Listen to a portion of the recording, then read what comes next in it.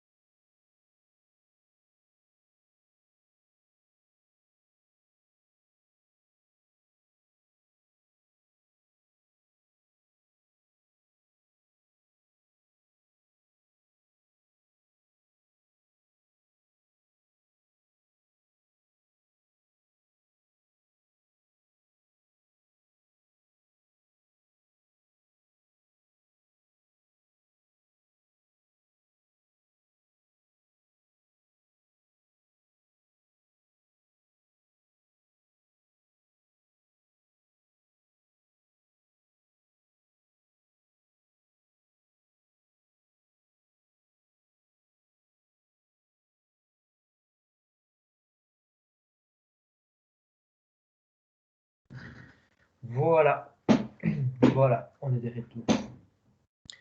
Euh, bon, sinon, bonjour et rebonjour. J'espère que vous allez bien, hein, et que vous allez bien physiquement et aussi mentalement, parce que c'est avec les confinements, on sait que ça vient de plus en plus dur, de plus en plus anxiogène, surtout avec cette histoire de on va ouvrir les magasins, on va pas ouvrir les magasins, voilà. Et surtout parce qu'il y a la fin de l'année qui s'approche et ça veut dire aussi la fin de l'année, c'est synonyme de examen. Donc voilà. Donc pour méthodologie, c'est un TD, hein. Donc on n'a pas d'examen à faire, on n'a que deux activités à faire. Et la deuxième activité, ça va venir, ne vous inquiétez pas, hein. Euh, donc voilà. Une autre chose que euh, j'aimerais vous parler, c'est exactement concernant les cours d'aujourd'hui que on va voir. Vous avez probablement déjà vu sur Eprel, ou même vous avez déjà reçu euh, sur votre email UPEC l'annonce que j'ai mise sur votre nouveau cours qui s'appelle Champ culturel. Je ne sais pas exactement quel jour j'ai envoyé l'annonce, hein, mais par contre, je sais que j'ai su de ces cours au même moment que vous, hein.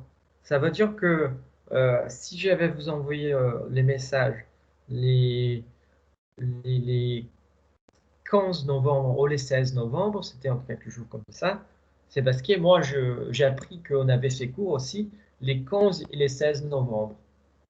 Donc voilà. Moi, je suis dans la même situation que vous. Donc voilà, vous pouvez imaginer. Euh, J'étais pas prêt non plus, hein. J'étais pas prêt non plus. Mais voilà. Donc, pour ceux qui ne sont pas au courant, aujourd'hui, au-delà de notre cours de méthodologie et au-delà de notre cours de théorie de la communication, on a aussi les cours de champ culturel. Les cours de champ culturel, il y aura lieu ces vendredis, les 20 novembre, et les vendredis prochains, les 27 novembre. D'accord? Juste 2 semaines. 2 semaines de cours, pas plus. Voilà, c'est bon, nickel. Euh, euh, je, euh, Ces cours, il y aura en fait 2 heures dans chaque séance. Ça veut dire 2 heures, c'est vendredi, 2 heures les vendredis prochains. Et il totalise 4 heures.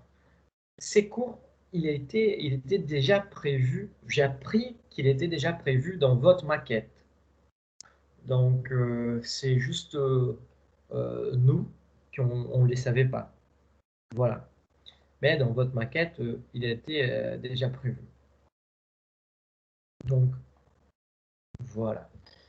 C'est pas moi qui a sorti ces cours de ma tête. Écoute, je veux le faire chier, je vais mettre encore un autre cours. Ah, voilà, non. C'était pas moi que je choisis ça. Soyons clairs. Euh, et voilà, c'est ça, non? Euh, Champ culturel, oui. Et donc, c'est que c'est important de dire de champ culturel. Déjà, juste pour vous, j'ai envoyé, c'est tout marqué, c'est tout écrit sur l'annonce, mais pour ceux qui n'ont pas vu.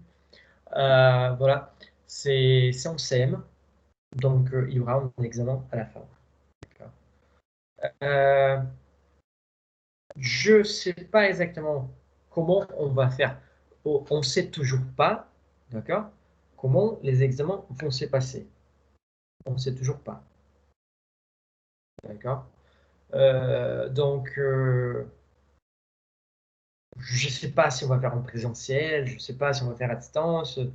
Euh, Tout nous montre, en fait, qu'on va continuer à faire à distance.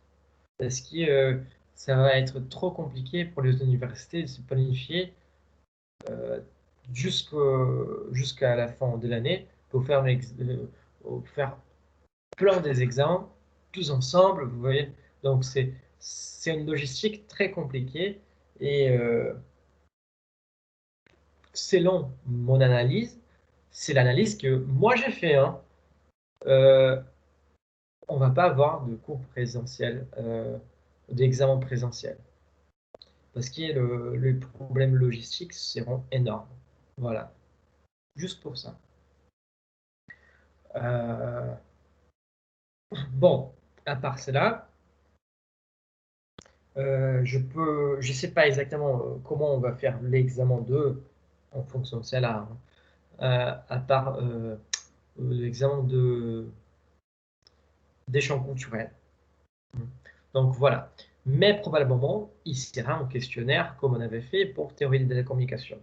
Sur l'activité de théorie de la communication, on va parler tout à l'heure dans les cours de théorie de la communication. D'accord? Donc là, on ne va pas parler parce qu'on on a juste 1 heure de cours là, ça passe vraiment très très très vite.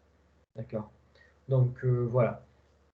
Mais je sais que quelques-uns d'entre vous ont probablement des cours au même temps que les cours de chant culturel. Les cours de chant culturel, il va se passer entre 15 heures et 17 heures d'aujourd'hui. Aujourd'hui. Hein. Donc, est-ce que quelqu'un d'entre vous a des cours dans ces moments-là? Parce que je sais que quelques-uns d'entre vous ont des cours d'espagnol, mais qui ne sont pas sur l'emploi du temps. Oui. Donc, est-ce que quelques-uns d'entre vous ont des cours, ils ne peuvent pas être présents à ces moments-là?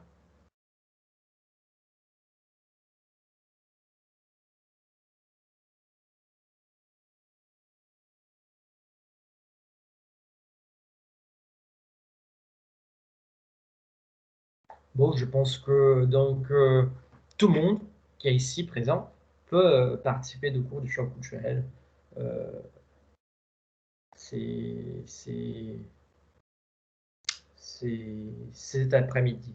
Mm. J'imagine aussi que vous avez reçu tous les liens pour les cours. Hein. Donc voilà. Pour notre équipe dans Microsoft Teams, tout se passe pareil. Hein. Euh, et c'est ça, sinon c'est ça le commentaire général que j'aimerais faire. Est-ce que vous avez d'autres questions concernant cette histoire de champ culturel?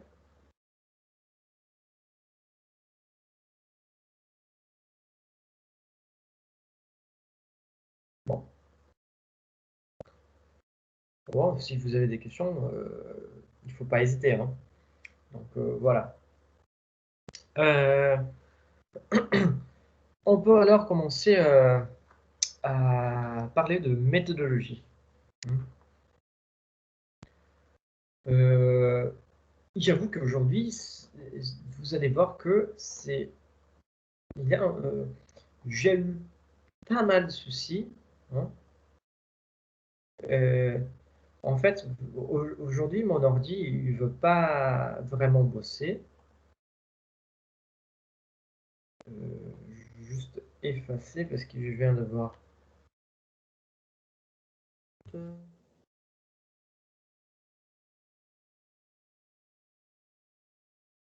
Voilà. Donc,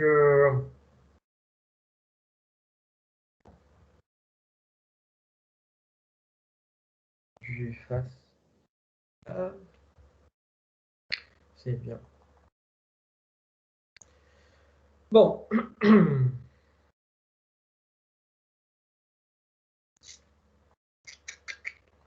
Voilà, voilà. Là, je vais partager mon écran avec vous.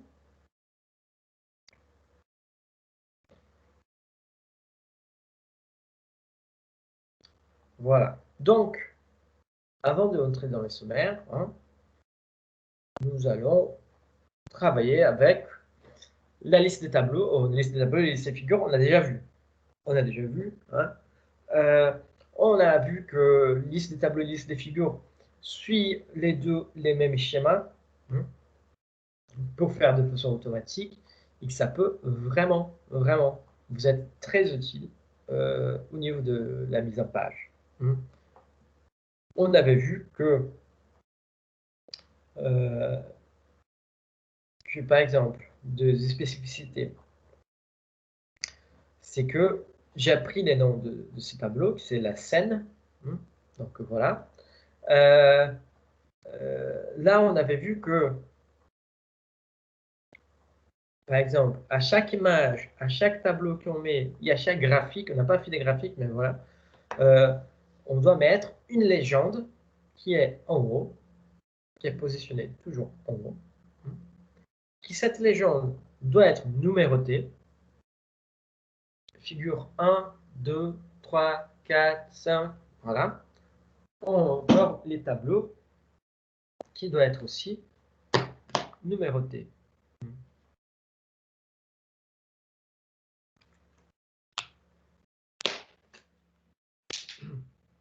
tableau 1, 2, 3, 4, 5, voilà. Avec les petits tirets à côté, hein, et les noms et la légende sur la liste des personnes, la scène, voilà. La source I aussi, que la légende, elle doit être collée à l'image ou collée au tableau. Ça veut dire qu'il ne doit pas avoir d'espace entre la légende, qui est là. Vous voyez que l'espace, c'est l'espacement. Espacement avant 0, après 0, interligne simple. C'est ça qui va définir l'espacement. Donc voilà. Tout pareil pour la légende de l'image, et tout pareil pour la source.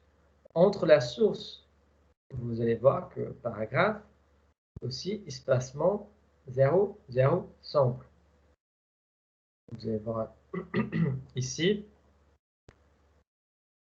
espacement 0, 0.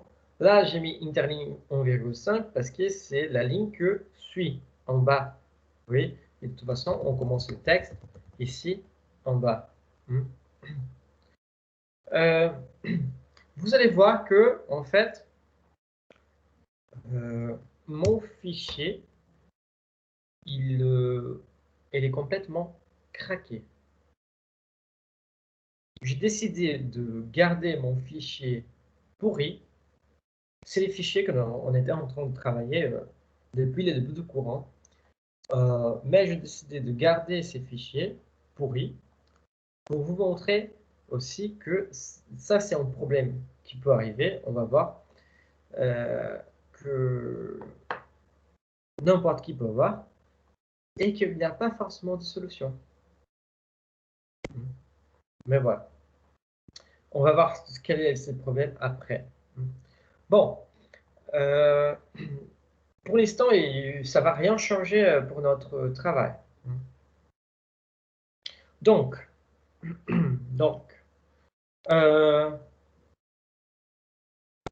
on avait dit que si la légende est la source, d'accord, devait commencer avec l'image et avec les tableaux. Ça veut dire que si mon image, elle est plus à gauche, la légende devrait commencer aussi plus à gauche, comme la source. La source devrait aussi commencer avec l'image. Vous voyez? Donc voilà. C'était ça qu'on avait travaillé le dernier cours. La source aussi doit être alignée avec l'image ou alignée avec le tableau. D'accord? Voilà. Donc, par rapport, j'aimerais savoir c'est par rapport la liste, par rapport les listes des tableaux et des figures, vous avez des questions.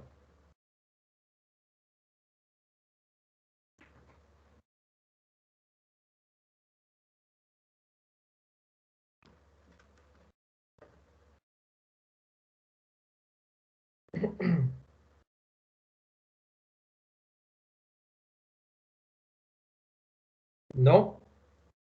Bon, je pense que non alors. Euh,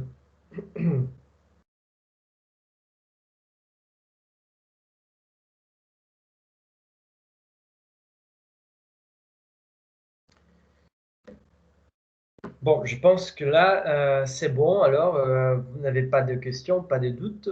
On peut suivre les contenus. Euh,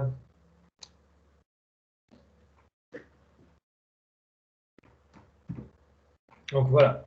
C'est où, c'est où, c'est où, c'est où. Bon, voilà. Là, donc, on avance la liste des symboles et liste d'abréviations. Vous allez probablement remarquer que moi, je séparais les deux. J'ai toujours vous montré une liste, par exemple, liste des symboles. C'est toujours comme ça, si je ne me trompe pas. J'ai toujours vous montrer comme ça. Les deux là, vous voyez là que j'ai remarqué, je soulignais. Donc, c'est toujours été comme ça. Toujours été comme ça, mais j'ai décidé de les séparer. Pourquoi je les séparer? Vous pouvez évidemment mettre les deux ensemble, hein, mais euh, j'ai décidé de les séparer parce que je me suis dit que c'est plus organisé. Évidemment, j'avais mis les deux ensemble aussi, parce que normalement, on fait toujours un choix. Ces choix de euh, est-ce que mon travail il a tellement d'abréviations que je vais devoir mettre une liste d'abréviations. Hmm. On utilise une liste d'abréviations, surtout qu'on on utilise pas mal de travaux philosophiques, hein. Par exemple, quand on parle de Platon, de Aristote, des Kant, ou Kant, je ne sais pas comment vous prononcez en français, mais voilà. Donc, parce qu'ils ont pas mal de livres. Et chaque livre, il a une référence par rapport à ses chapitres, pardon, par rapport à son chapitre et tout ça. Il a tellement spécificié, c'est tellement spécifique les choses que qu'il faut, pour être clair, il n'est pas devoir réécrire toujours la même chose. Là, ça vaut le coup d'avoir une liste d'abréviations extense, une liste d'abréviations énorme. Mais voilà. Mais sinon, si vous avez si pendant votre travail, vous avez juste deux ou trois abréviations que vous allez utiliser, franchement, ça ne vaut pas le coup. Par exemple, si c'est pour mettre une liste d'abréviations juste pour avoir une abréviation, franchement, ça ne vaut pas le coup de travail. D'accord? C'est meilleur de ne pas la mettre. C'est un conseil. Juste un conseil. Mais si vous avez plusieurs, allez, on va dire, si vous avez quand même 5 abréviations que vous utilisez tout le temps, là, ça vaut le coup de mettre la liste d'abréviations. D'accord? Par contre, la liste des symboles, je trouve intéressant parce que ça vous évite d'expliquer qu'est-ce que c'est chaque symbole, qu'est-ce qu'il représente chaque symbole, et surtout parce que c'est pas tout le monde qui connaît les langages mathématiques. Mais voilà. C'est que je vais vous donner une petite astuce en fait. J'imagine que quelques-uns d'entre vous, ou que quelqu'un d'entre vous, puisse éventuellement travailler dans les domaines financiers, dans les domaines comptables, même dans les domaines logistiques, hein. Et là, pour votre rapport, vous allez devoir faire au moins montrer quelques calculs, quelques formules que vous allez faire, hein. Soit dans votre boulot, soit pour montrer ce que vous faites dans votre boulot, soit même pour faire une association avec les contenus que vous avez vus pendant votre cours. Donc, avant de parler de la liste symboles, j'ai une petite astuce, un petit conseil qui peut vous être utile. Au lieu, normalement, c'est toujours chiant de faire les formules mathématiques en ordre. Mais ça s'est bien amélioré de quelques années.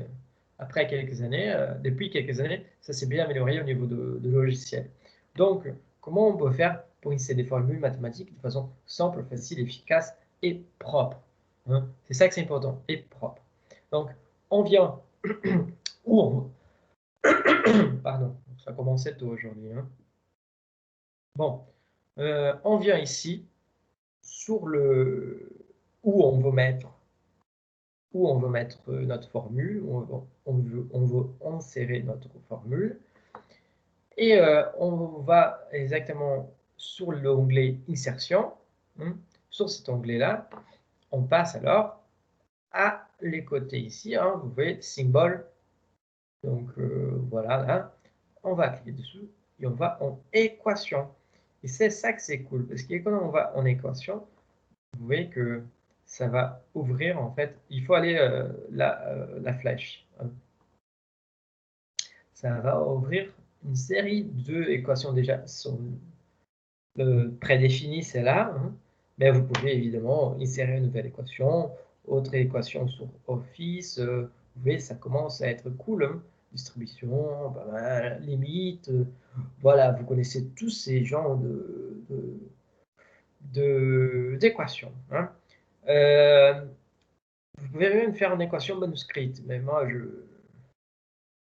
je vous conseille pas, parce que c'est pas toujours reconnaissable. Donc voilà. Bon, mais ce que je vous suggère donc, c'est vous pouvez aller sur insérer une nouvelle équation. Vous allez avoir probablement une chose qui va ouvrir, mais elle n'ouvre pas parce qu'il y a mon trou qui est cassé. Bon, pas grave. On va prendre l'avantage de la forme quadratique là. L'avantage de ces machins, c'est que vous allez voir, en faisant comme ça, vous pouvez substituer les éléments de la formule 4, 5, 17, vous voyez, 11, voilà, et après 7, enfin 8, voilà. Vous pouvez tout à fait substituer tout. Hmm. Donc, ça rend propre. Vous allez voir, ça rend propre. C'est propre. Vous voyez, c'est vraiment propre. Donc là, si vous allez utiliser des formules mathématiques, je vous conseille exactement d'utiliser séchamment, parce que c'est plus facile que faire ailleurs et faire un copier-coller. Voilà.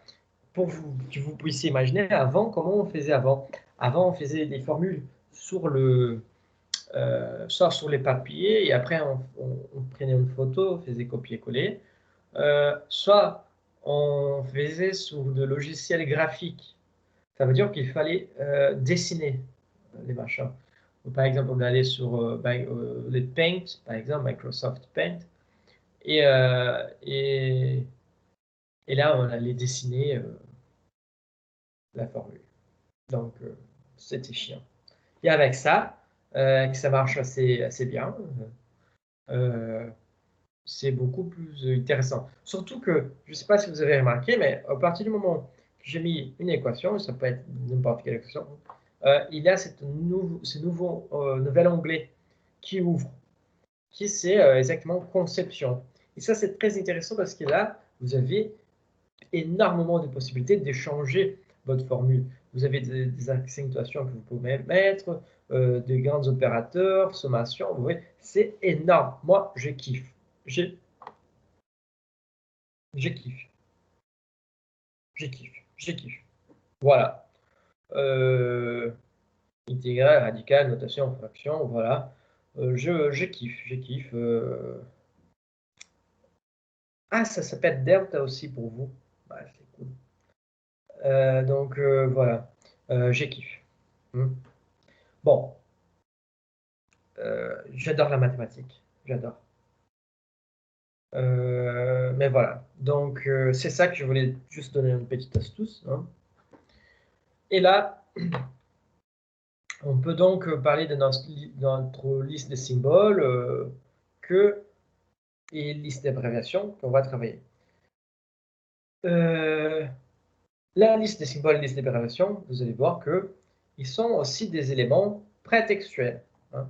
Ça veut dire que, comme tous les autres éléments prétextuels, voilà, hein, ils portent la même mise en forme et la même mise en page. Ça veut dire que les titres des éléments prétextuels sont toujours centrés, on va voir, centrés. Il n'y a pas de paragraphe de retrait. L'espacement, il y a juste 1,5 d'interligne. Et il est toujours en gras Arial 14. Enfin, même chose pour l'autre. Pourquoi? Ils sont tous des éléments prétextuels. Du coup, les titres des éléments prétextuels sont tous pareils. Voilà, ça ne change absolument rien.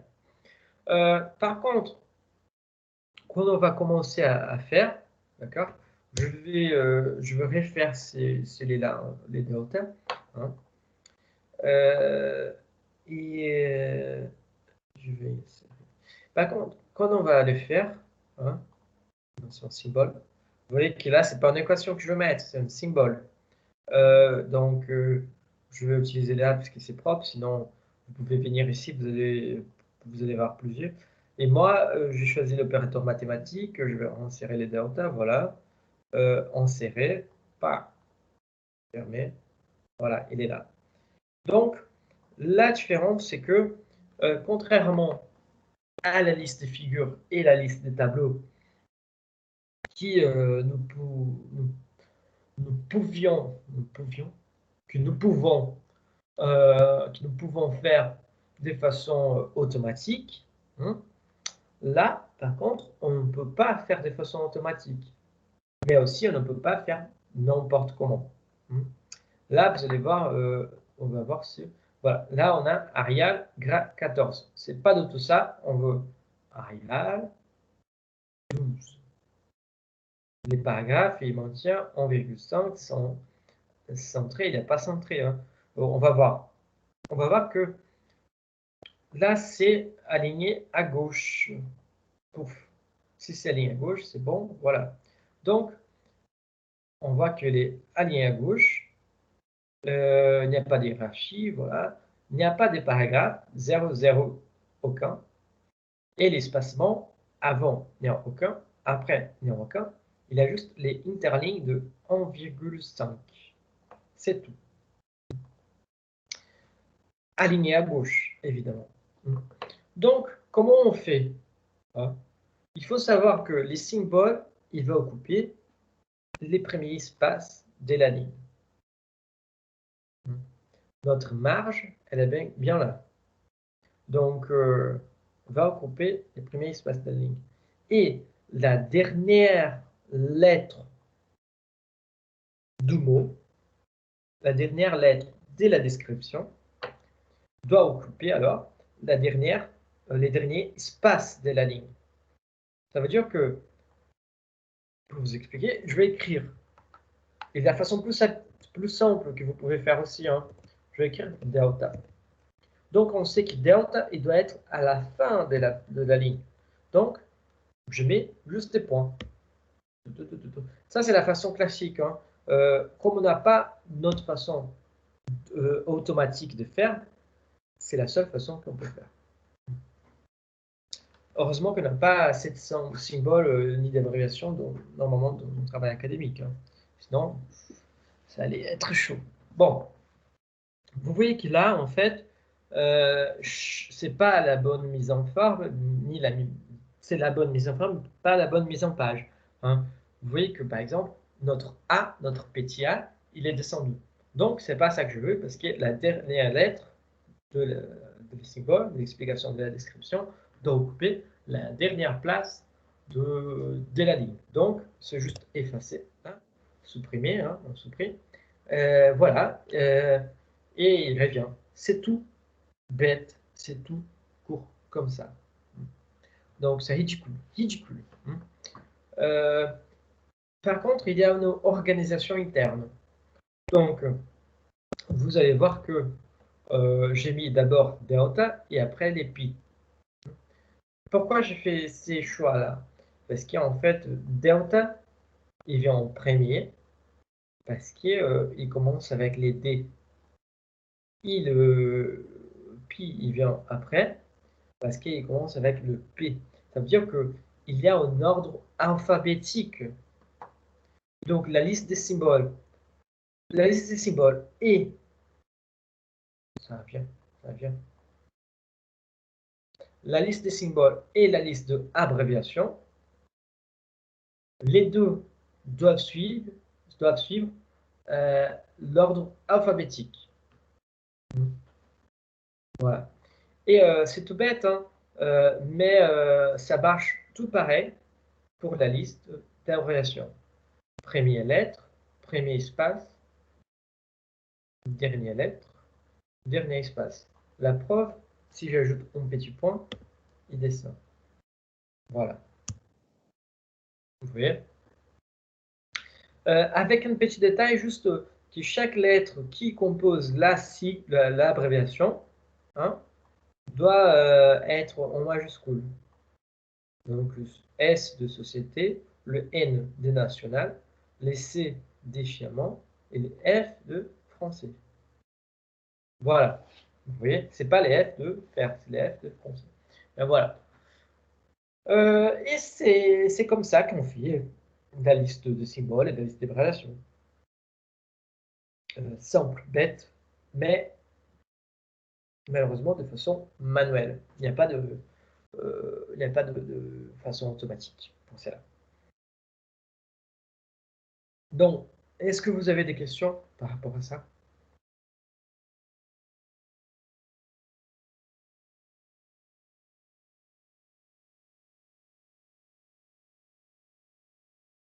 Non, moi j'ai bien compris. Parfait, merci, merci de votre réponse. Bon, donc c'est tout pour aujourd'hui. Non, je rigole. Là, on passe alors au sommaire, hein. Donc, cette partie-là, j'avoue que fait chier. Hein. Vous allez voir que les sommaires, il est les dernières, pardon, il est les derniers éléments prétextuels. Ça veut dire que c'est la dernière chose qui vient avant votre texte. Parce qu'après le sommaire, vous commencez la rédaction de votre texte. Voilà. Donc, vous allez voir aussi que les sommaires, là j'ai mis sommaire et table des matières. Est-ce que vous sauriez me dire quelle est la différence entre les sommaires et la table des matières?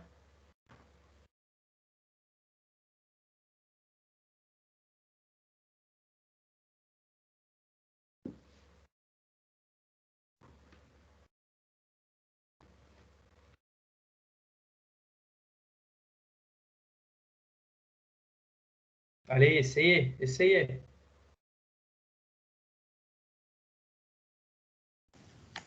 C'est que le sommaire est au début et la table de matière vient après le texte. Oui, continue. Non, je veux juste dire c'est ce qu'on nous a appris, nous. Ah, oui et non. Là, merci Yasmine, merci d'avoir eu le courage. Mais non, c'est pas que ça la différence. Euh, En fait, il y a ça, et ça fait partie c'est une des différences, hein. Évidemment, comme vous avez bien dit, les sommaires, c'est le dernier élément prétextuel. Ça veut dire que c'est la seule chose qui vient avant, la dernière chose qui vient avant votre texte, hein. Comme j'avais mis là, la table d'amitière fait partie du sommaire. Hein. Euh, mais, et évidemment, comme vous avez bien remarqué, la table des matières, elle vient après votre texte. Voilà, mais il y a aussi une autre différence. La différence, c'est que le sommaire, il est plutôt concis, hein. Et la table de matière est plutôt détaillée. Ça veut dire qu'il y a des éléments qui vont être dans la table de matière qui ne vont pas apparaître dans votre sommaire. Vous voyez? Donc, ce n'est pas qu'une question d'emplacement. Ce n'est pas qu'une question d'emplacement, c'est aussi une question des contenus. Donc, c'est là la différence de l'un et de l'autre. C'est que la table de matière, c'est beaucoup plus spécifique, c'est beaucoup plus détaillé que votre sommaire. Les sommaires, c'est pour que les lecteurs, en fait, ils puissent... Je ne sais pas si j'ai un livre ici avec les sommaires. Mais juste une petite curiosité. Vous savez que tous les livres qu'on a au Brésil, j'ai un livre en portugais ici.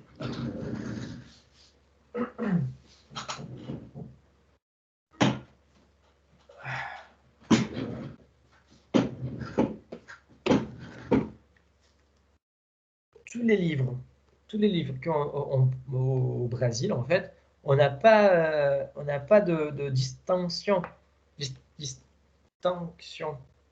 entre table de matière et sommaire, hein. Ça, c'est drôle, hein. Nous, on a, je vais juste revenir ici. Nous, on a, vous allez voir,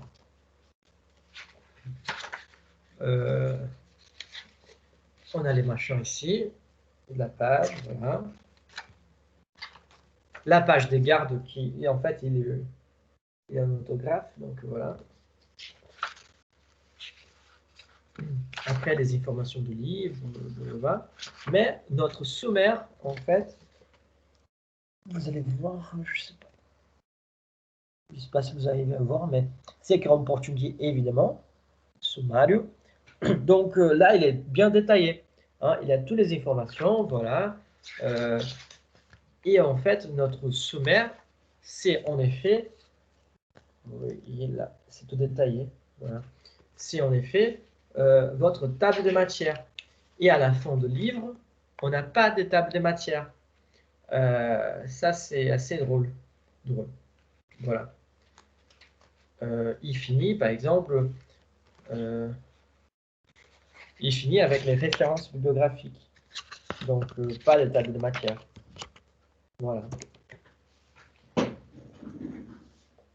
Donc, contrairement à d'autres livres qui finissent par la table de matière.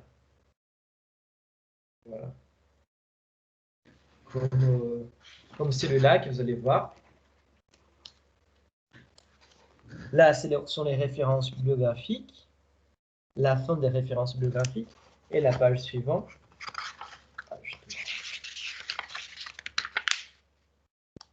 Et la page suivante. Il est où? C'est en haut. Je ne sais pas si vous allez voir. Table de matière. Voilà. Je ne sais pas si vous arrivez à voir, mais voilà. Donc, c'est un truc assez français, je dirais. Aussi. Donc, voilà. Et la différence, donc, c'est celle-là que les sommaires, il n'est pas assez détaillé que la table des matières. Et en plus, il y a la question de l'emplacement. Pourquoi c'est là? Parce que les sommaires, il doit permettre à votre lecteur de tout de suite, hein, avoir un aperçu de votre travail, avoir un aperçu de comment vous avez découpé les sujets, de comment vous allez aborder les sujets. Donc voilà, ça permet déjà, même avant l'introduction, de suivre un peu votre parcours de raisonnement. Vous voyez? Mais on vient de dire que la table de matière, elle est beaucoup plus détaillée. Ben, pourquoi ne pas mettre alors la table de matière avant le sommaire, voilà. Ou pourquoi ne pas faire comme les Brésiliens que font cette structure-là? C'est une bonne question. Mais j'ai l'impression qu'en France, ça, il faut demander aux gens qui travaillent dans les marchés de l'édition, de l'édition de livres. Pas aux chercheurs, on a des règles, on les suit, voilà. Hein. Donc, la question, c'est que la table des matières, elle va nous permettre d'être beaucoup plus, beaucoup plus détaillée. Elle ne va pas nous donner forcément l'aperçu global de la chose. Parce qu'on va centraliser sur la lecture des éléments aussi spécifiques. Vous voyez? En tant que les sommaires, il ne va pas être si long, mais il va permettre d'avoir un aperçu. Donc, voilà. Je n'ai pas ici. Non, je n'ai pas ici. Sinon, je pensais avoir un livre en français qui avait les sommaires à la table de matière. Mais voilà, je n'ai pas ici. Il est au Brésil. Donc, c'est ça. Bon, voilà la différence entre sommaire et table de matière. Les trucs, c'est qu'il faut savoir, c'est que on va travailler là. C'est que les titres, ils restent avec la même c'est un titre d'élément prétextuel, donc centré, hein, centré, sans paragraphe, hein, sans espacement, juste l'interligne de 1,5. Ça change absolument rien. Ce qui va changer dans votre sommaire, là, ce n'est pas les sommaires, les modèles que j'ai mis là, ce n'est pas le sommaire que vous devez faire. Hein. C'est juste pour à titre d'explication. En fait, on va voir qu'il y a des éléments qui ont toute la même mise en forme. Il y a des éléments qui ont une mise en forme différente. Hein. Donc, on va voir que tous ces éléments qu'on appelle des éléments des niveaux 1 ont la même mise en forme. Et le sommaire, il est conçu dans un système de numérotation emboîté. Chaque niveau a un style différent. Et les niveaux, c'est ça qu'on vient de dire que tous ceux-là, ils sont niveau 1. Dans les sommaires, on va travailler normalement juste avec deux niveaux. Les niveaux 1 et les niveaux 2. Mais il y a aussi une différence. Hein. Vous allez voir que c'est normal, justifié, Y14, mais que dans le sommaire. Parce que on va voir que par exemple, quand on parle de sommaire des annexes aux tables de matière, c'est assez différent. C'est assez différent dans les travails. Dans les travails. Mais il ne faut pas prendre la tête avec ça maintenant.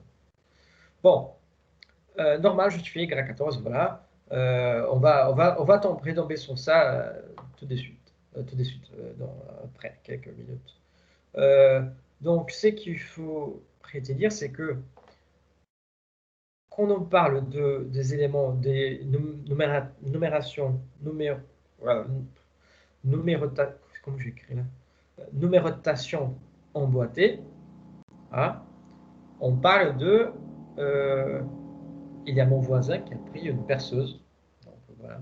On parle de ces éléments-là. Vous voyez, introduction niveau 1, première partie niveau 1, chapitre, oh là là. Chapitre 1, niveau 2, chapitre 2, niveau 2, deuxième partie, niveau 1. Voilà, chapitre 3, niveau 2, chapitre 4, niveau 2. Donc, c'est la découpe. C'est à chaque fois, on rentre un peu plus dans les sujets. On va approfondir un peu plus les sujets auxquels nous allons aborder. C'est pour ça que l'introduction, normalement, c'est une ouverture des sujets. C'est où on va établir d'où on part, pourquoi on parle de ça, quelle est notre problématique.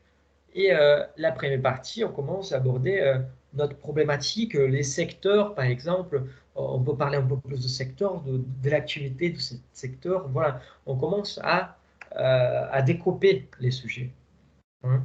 Donc voilà. Donc, tout ça, tout ça, tout ça,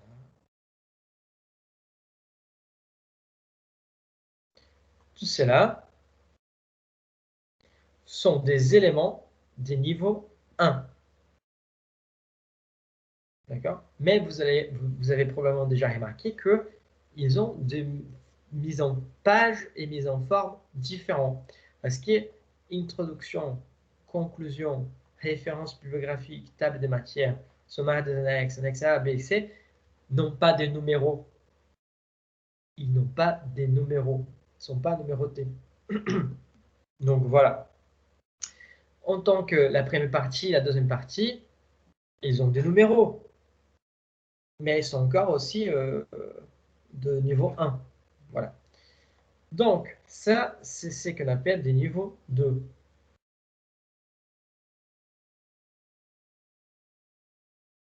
Voilà.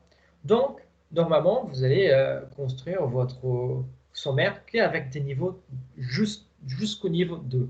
Et évidemment, vous pouvez, par exemple, avoir au moment de la table de matière, d'accord, par exemple, les niveaux 3,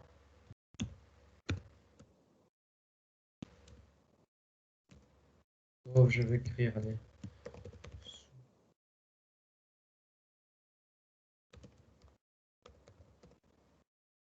chapitres 1.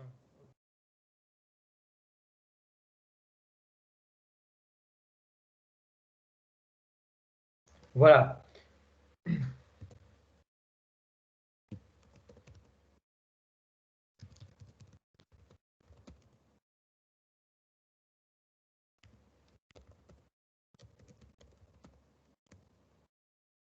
Voilà. Donc, on voit ici que là, on parle des niveaux 1.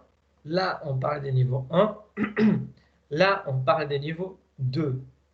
Et là, on parle des niveaux 3. Là, niveau 2 encore. Hein. C'est pas euh, la signification de numéros qui sont en face, peu importe. En fait, c'est juste pour montrer sur quel sujet euh, on, on- on va s'approfondir.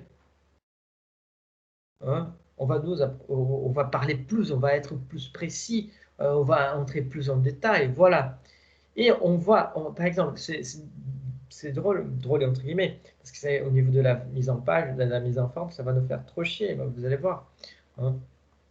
Donc, la différence, c'est exactement ça. C'est que là, on parle niveau 1, niveau 2 et niveau 3, mais on revient au niveau 2, après au niveau 1, et après les niveaux 2 encore. Donc, ouais, on peut tout à fait parler aussi de niveau.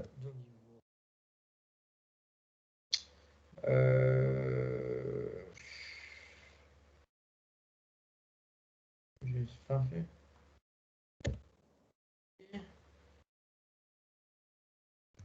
On peut tout à fait avoir sous-titre.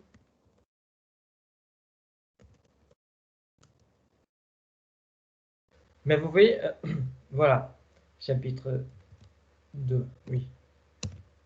Et après,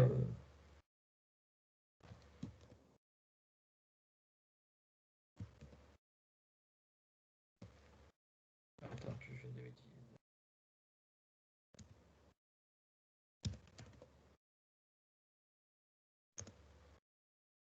Donc, là, on peut aussi avoir niveau 3. Et là, en bas aussi, on peut avoir un autre niveau 3. Mais là, ça change. Ça change que on va voir là, par exemple, 2.1.1. Ah, voilà. Donc, 1.1.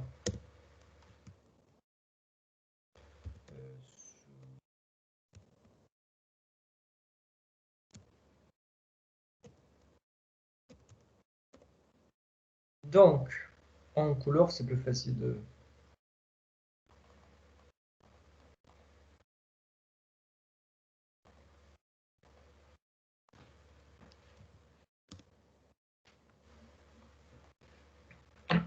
Voilà, comme ça, c'est plus facile de visualiser. Donc, on voit que, en fait, bon, dans votre travail, dans la table des matières, on va être beaucoup plus détaillé. On va parler de niveau 1, niveau 2, niveau 3, et voilà, et on va faire tous ces schémas-là. Par contre, dans les sommaires, et on va juste avoir deux niveaux, les 1 et les 2. Du coup, tous les éléments qui ont deux niveaux et les éléments de premier niveau vont être présents dans les sommaires. D'accord? Mais ça ne veut pas dire que vous n'allez pas avoir niveau 3 ou niveau 4 dans votre travail. Vous pouvez avoir, mais il ne va pas être visible dans les sommaires. D'accord? C'est extrêmement important d'avoir cette notion des niveaux très, très, très clairs. D'accord? Euh, est-ce que, est-ce que vous avez des questions concernant cette histoire des niveaux? Est-ce que c'est clair? Quand je parle des niveaux 1, niveau 2, niveau 3, c'est clair?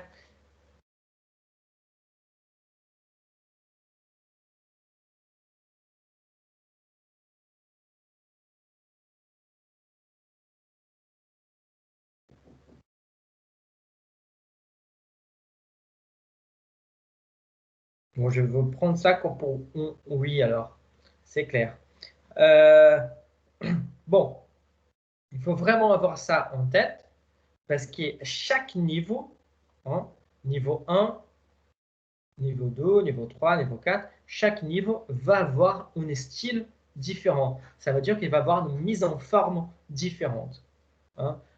C'est exactement pour ça que quand je veux parler de niveau 2, voilà, il faut que vous soyez, que vous ayez dans la tête exactement ce que je veux dire.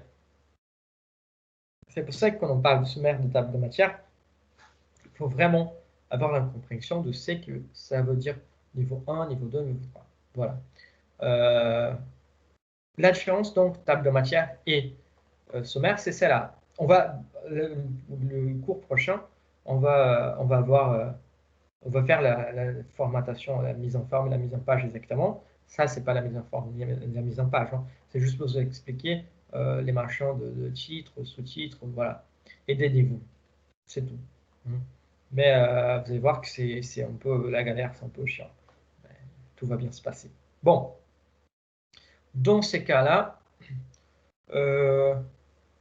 on peut, c'est déjà 10 heures, on peut finir par là et on reprendra le cours prochain, donc à partir de cette spécificité-là des niveaux pour commencer à travailler avec euh, l'installation de notre sommaire et après de notre table de matière même, parce que ça va beaucoup aider.